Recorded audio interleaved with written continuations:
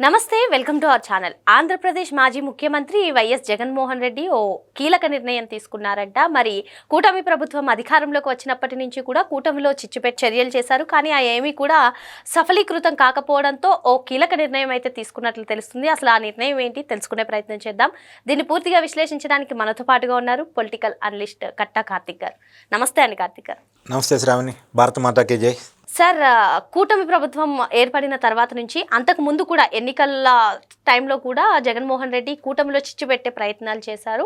తర్వాత అసలు ఈ చర్యలు ఏవి కూడా సఫలీకృతం కాకపోయినప్పటికీ తర్వాత కూటమి ప్రభుత్వం అధికారంలోకి వచ్చిన తర్వాత మత విద్వేషాలు కూడా రెచ్చగొట్టే ప్రయత్నాలు చేశారని మనం చెప్పుకోవచ్చు వైసీపీ. మరి ఈ తరుణంలో అసలు వైసీపీ రాజకీయ భవిష్యత్తు ప్రశ్నార్థకం అయిపోతుందనే నేపథ్యంలో జగన్మోహన్ రెడ్డి ఇటీవల జగన్ 2.0ని చూస్తారు. ఇందులో కార్యకర్తలే మెయిన్ అన్న దాఖలాలు చాలానే ఉన్నాయి. ఈ నేపథ్యంలో ఆయన జగన్ 2.0 కోసం మరోసారి పాదయాత్ర చేస్తానంటున్నారు. ఏంటి, ఏ విధంగా చూడాలి ఈ పాదయాత్రని? నిజానికి మాజీ ముఖ్యమంత్రి వర్యులు వైసీపీ అధినేత జగన్మోహన్ రెడ్డి గారి కనుక పాదయాత్ర చేస్తే మొట్టమొదటిగా ఆహ్వానించే వాళ్ళలో నేను ఒకటిగా ఉంటాను. కాకపోతే ప్రతిపక్ష నాయకుడిగా ఉంటేనే, అపోజిషన్లో ఉంటేనే నేను ప్రజల్లోకి వస్తాను అనుకుంటే ఆయన నిరంతరం అపోజిషన్లోనే ఉండాలని కోరుకుంటాను. ఎందుకంటే ఆయన అధికారంలో ఉన్నప్పుడు ఎలా ఉన్నాడు? తాడేపల్లి ప్యాలెస్లో డోర్లు మూసుకొని ఎవరికీ కానరాకుండా ఉన్నాడు. బయటకు ఒక రావాల్సిన పరిస్థితి కనుక వస్తే పరదాలు కట్టుకొని చెట్లను నరికివేసి జనాలకి దూరంగా సెక్యూరిటీ ఫుల్ సెక్యూరిటీగా పెట్టుకొని వచ్చాడు. కాబట్టి ఆయన జనానికి దగ్గరగా అవ్వాలంటే ఆయనకి అధికారం ఉండకూడదు అనేది చాలా క్లియర్గా అర్థమవుతుంది. అధికారాన్ని దూరంగా ఉంటేనే జగన్ జనాన్ని దగ్గరగా ఉంటాడు అనేటువంటిది. కానీ ఒక విషయం ఏంటంటే, నిజానికి జగన్ ఇప్పుడు పాదయాత్ర చేస్తాడా? ఎందుకంటే గతంలో సంక్రాంతి తర్వాత జనంలోకి వస్తాను అని చెప్పాడు. ఎగ్జాక్ట్గా ఫీజు రియంబర్స్మెంట్ గురించి కానివ్వండి, రైతుల సమస్యల గురించి కానివ్వండి, అవన్నీ ఓకే. సరే, అవన్నీ జగన్మోహన్ రెడ్డి రాలేదు, వచ్చే పరిస్థితి కూడా లేదు. ఎందుకంటే అతను వస్తే జనం క్రౌడ్ కారు అనేటువంటిది ఆల్రెడీ ఓకే. కానీ సంక్రాంతి తర్వాత జనంలోకి వస్తాను, జిల్లాల్లోనే ఉంటాను, ప్రతి నియోజకవర్గ కార్యకర్తలతో మాట్లాడే ప్రయత్నం చేస్తాను, వాళ్ళతోనే బస్ చేస్తాను, వాళ్ళతోనే తింటాను, వాళ్ళతోనే ఉంటాను, ప్రతి నియోజకవర్గాన్ని ప్రతి కార్యకర్తని కలిసే ప్రయత్నం చేస్తాను అని చెప్పేసి జిల్లాల పర్యటన పెట్టుకుంటానని సంక్రాంతి తర్వాత ఉంటుంది అని చెప్పేసి ప్రకటించాడు. సంక్రాంతి పోయింది, అంటే జనవరి మాసం పోయింది, ఇప్పుడు మే నడుస్తుంది. కానీ జగన్మోహన్ రెడ్డి జనంలోకి రాలేదు. నిజానికి ఆ ప్రకటన చేసిన రోజు, ఏదైతే జనంలోకి వస్తాను సంక్రాంతి తర్వాత అని చెప్పేసి ప్రకటన చేసిన రోజు ఇద్దరు వైసీపీ మాజీ మంత్రులు రాజీనామా చేశారు. ఒకళ్ళు కన్నబాబు, రెండు అవంతి శ్రీనివాస్. వీరిద్దరు కూడా జగన్మోహన్ రెడ్డి క్యాబినెట్లో ఉన్న వ్యక్తులే. వాళ్ళు చెప్పిన రీజన్ ఏంటంటే, అన్నా జగనన్న, నువ్వు జనంలోకి వస్తే నిన్ను దంతారు, నీతో పాటు మమ్మల్ని దంతారు, మనకి జనంలో ఉన్న యాంటీ తగ్గలేదు, కూటమి పట్ల ఉన్నటువంటి పాజిటివ్ తగ్గలేదు, ఏ సమస్య పెట్టుకొని జనంలోకి వస్తావు, ఏ మొహం పెట్టుకొని జనంలోకి వస్తావు, జనం మనని అసహించుకున్నారు, మన ఎన్నికల్లో అది చూపించారు, కానీ ఇంకెందుకన్నా నువ్వు జనంలోకి అని అన్నారు.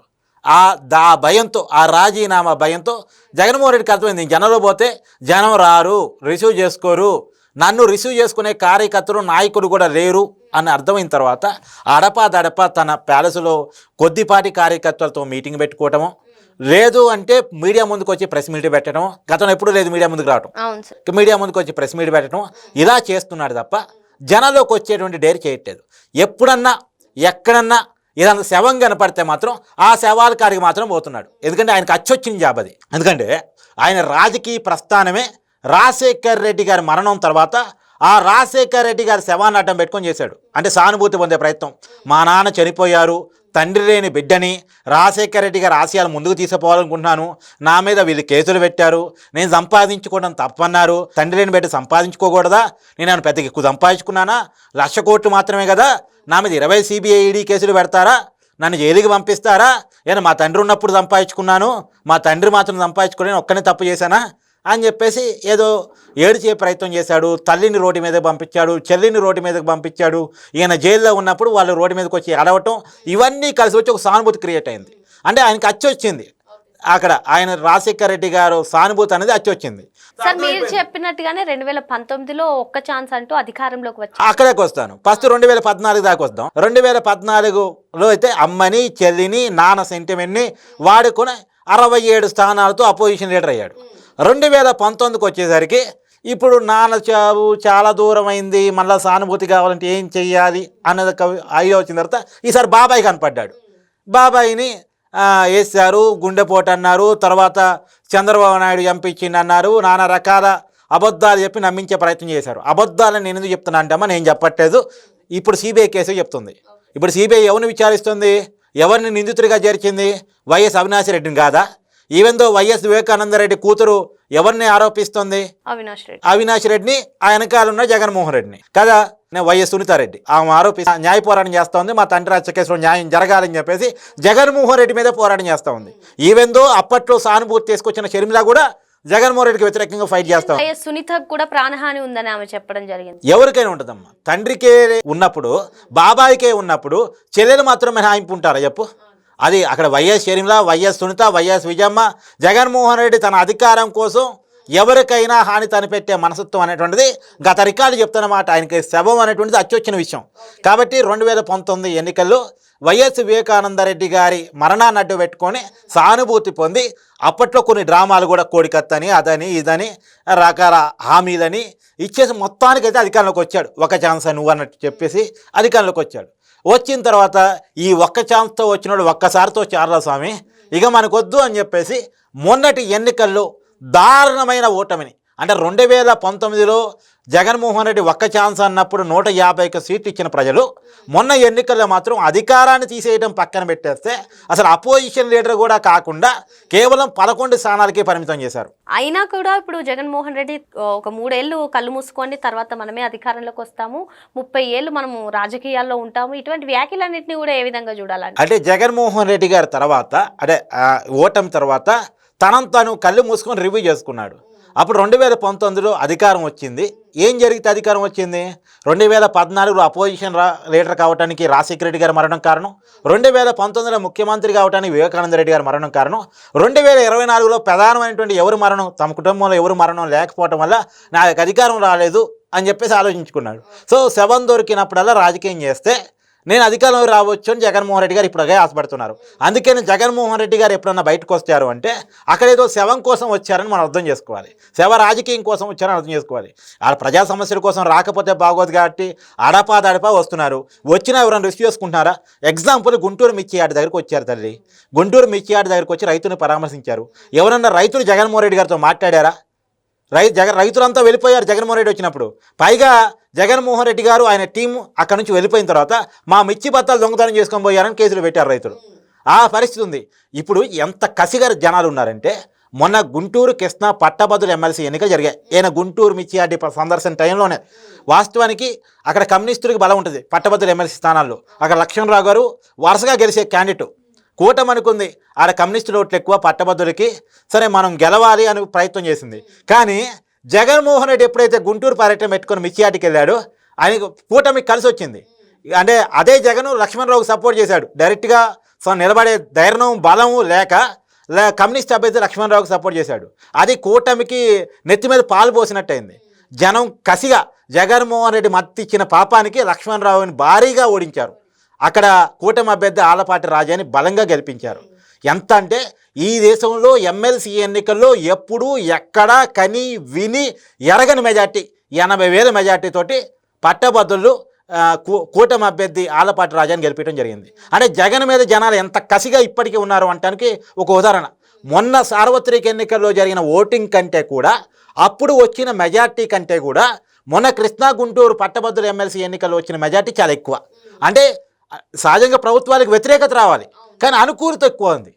అందులో చదువుకున్న వాళ్ళు ఎంత కసిగా ఓట్లేశారు అనడానికి దిస్ ఈజ్ బెస్ట్ ఎగ్జాంపుల్. అంటే జగన్మోహన్ రెడ్డి జనంలోకి వస్తే ఏంటి పరిస్థితి అని చెప్పడానికి ఉదాహరణ చెప్పాను. ఇది మాత్రమే కాదు, ఇప్పుడు ఈస్ట్ వెస్ట్ పట్టభద్రుల ఎమ్మెల్సీ చూడు, అక్కడ కూడా దారుణమైన ఓటమి వైసీపీకి. ఈవెన్ విశాఖ మేయర్ కానివ్వండి, అంటే నేను పార్టీ మారిన కార్పొరేటర్ల గురించి, పార్టీలు మారుతున్నటువంటి లోకల్ బాడీ లీడర్ల గురించి, సర్పంచులు, ఎంపీటీసీలు, జడ్పీ వీళ్ళ గురించి మాట్లాడలేదు, అది వేరే విషయం.